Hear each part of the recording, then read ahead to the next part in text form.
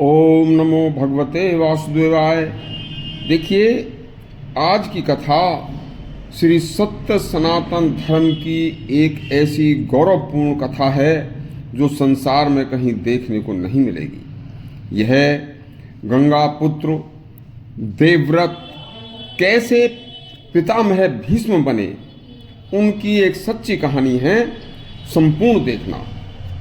सनातन धर्म की यह एक ऐसी कहानी है जिसके समान संसार में कोई चरित्र बिरला ही देखने को मिलेगा।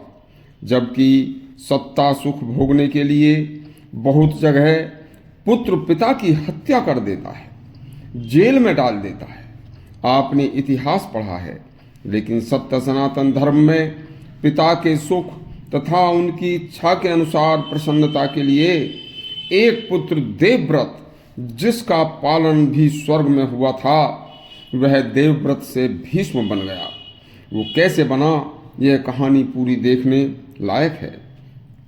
जब हस्तिनापुर के राजा शांतनु को उनकी धर्म पत्नी माँ गंगा एक वचन के कारण छोड़कर चली जाती हैं, तो राजा शांतनु उनके गम में बहुत दुखी रहने लगते हैं।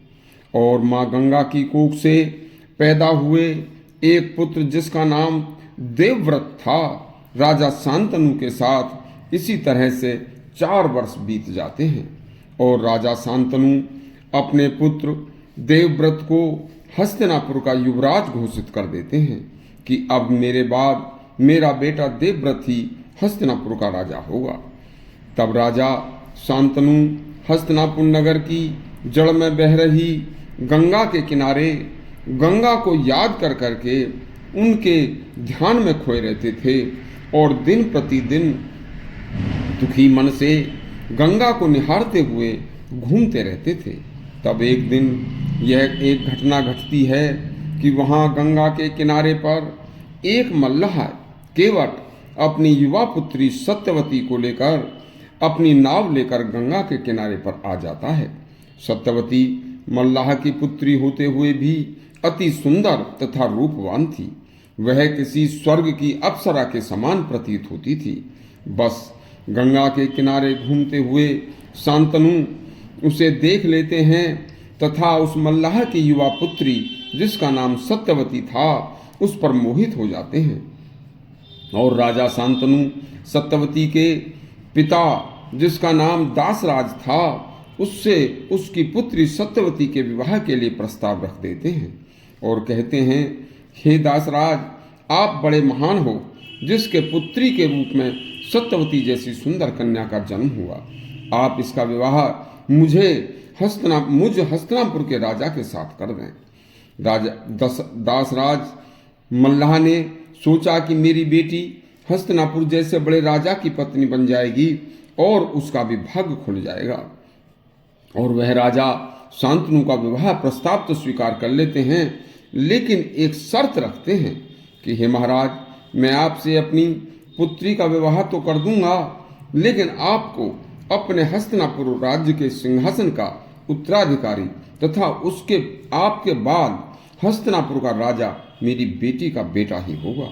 यदि आप अपने जीते जी मेरी बेटी के गर्भ से उत्पन्न पुत्र को हस्तिनापुर का उत्तराधिकारी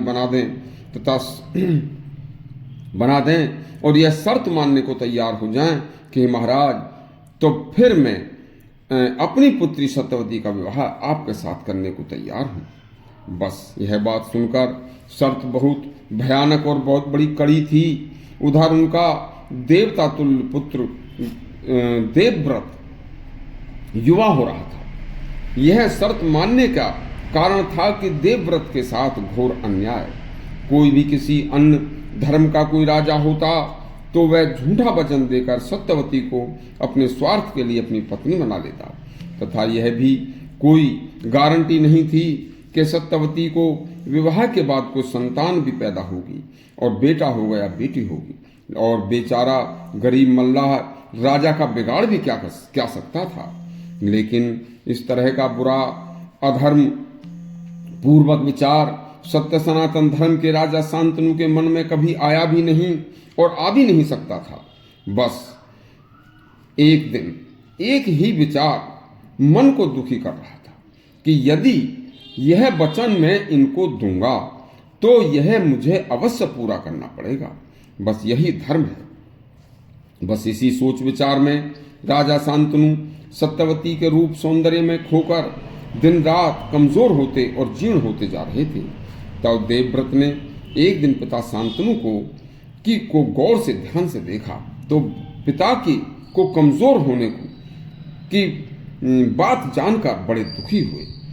बस पिता की कमजोरी का दुख का कारण उन्हें कुछ विलंब से देर से पता लगा कि मेरे पिता कमजोर क्यों होते जा रहे हैं। बस पितृभक्त देवव्रत जब पता चल जाता है तो वह देवव्रत मल्लाह दासराज के पास जाते हैं। बस मल्लाह ने भी वही शर्त रख दी। जब देवव्रत ने देखा कि मल्लाह अपनी अभिष्ट शर्त पर कड़ाई के साथ अडिग है तो देवव्रत ने कहा, हे दासराज, मैं आपको सत्य विश्वास देकर कहता हूं कि आपकी पुत्री की संतान ही हस्तिनापुर की राजा होगी। तब मल्लाह ने विनय पूर्वक कहा, हे युवराज, आप तो अपनी बात पूरी कर देंगे और स्वयं सिंहासन पर न बैठकर मेरी पुत्री के संतान को ही राजा बना देंगे, लेकिन हे युवराज, आपकी क्षत्रिय तेजस्वी संतान मेरी बेटी के पुत्र से राज्य सिंहासन छीन सकती है। देवव्रत ने मल्लाह की दूरदर्शिता को देखकर तथा पितृदेवो भव, पिता देवता के समान होता है, इस अगाध निष्ठा के साथ मल्लाह से कहा कि हे दासराज, मैं आपकी शंका को दूर करने के लिए यह भीष्म प्रतिज्ञा करता हूं कि मैं आजीवन ब्रह्मचारी रहूंगा, विवाह ही नहीं करूंगा तो संतान ही नहीं होगी, और तो फिर न होगा बांस न बजेगी बांसुरी। संसार साक्षी है कि देवव्रत ने अपनी दोनों प्रतिज्ञाओं को पूर्ण रूप से पालन किया था। संसार में ऐसी भीष्म प्रतिज्ञा किसी ने नहीं की और पूरी जिंदगी उसे निभाया भी। भीष्म प्रतिज्ञा के कारण ही देवव्रत से वह भीष्म इनका नाम पड़ा। यदि आपको यह हमारा प्रसंग अच्छा लगा हो तो हमारे चैनल को सब्सक्राइब अवश्य करें और घंटी दबाएं। धन्यवाद।